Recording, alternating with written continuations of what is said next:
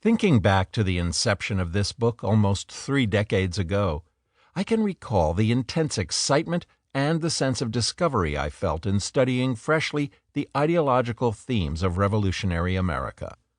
I, and others who shared that excitement, had been surprised to see the dominant cluster of ideas, beliefs, and attitudes that came to light when the Enlightenment platitudes were put aside and one concentrated on what the leaders of the revolutionary movement were actually saying, where their ideas had actually come from,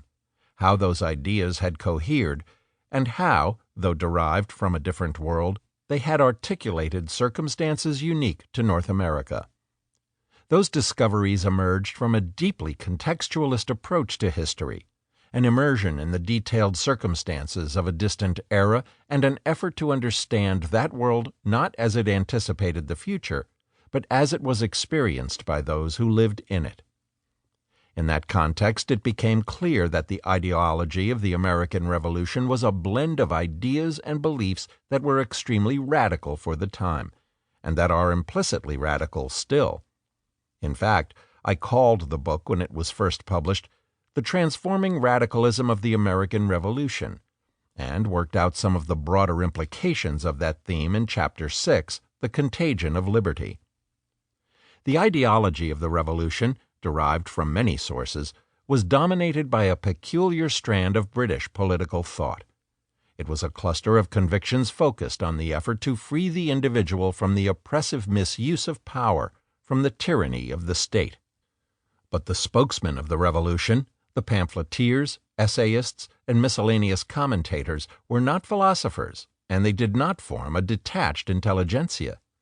They were active politicians, merchants, lawyers, plantation owners, and preachers, and they were not attempting to align their thought with that of major figures in the history of political philosophy whom modern scholars would declare to have been seminal. They did not think of themselves as civic humanists, nor did I describe them as such in attempting to characterize their thought. They would have been surprised to hear that they had fallen into so neat a pattern in the history of political thought. They believed that any political system, certainly all republics, had to be based in some significant degree on virtue, but they had no illusions about the virtue of ordinary people. And all of them believed in the basic value of personal property, its preservation, and the fostering of economic growth. They were both civic humanists and liberals, though with different emphases at different times and in different circumstances. And indeed, it is the flexibility of their ideas, the complex variations that could be harmoniously composed on the main themes, that has proven the most impressive product of the later studies of revolutionary ideology. The force and cohesiveness of the original ideas and beliefs were clear from the start, but not their inclusiveness, their adaptability, and their resilience in the face of changing demands and circumstances. These qualities emerged as the story was carried forward beyond 1776,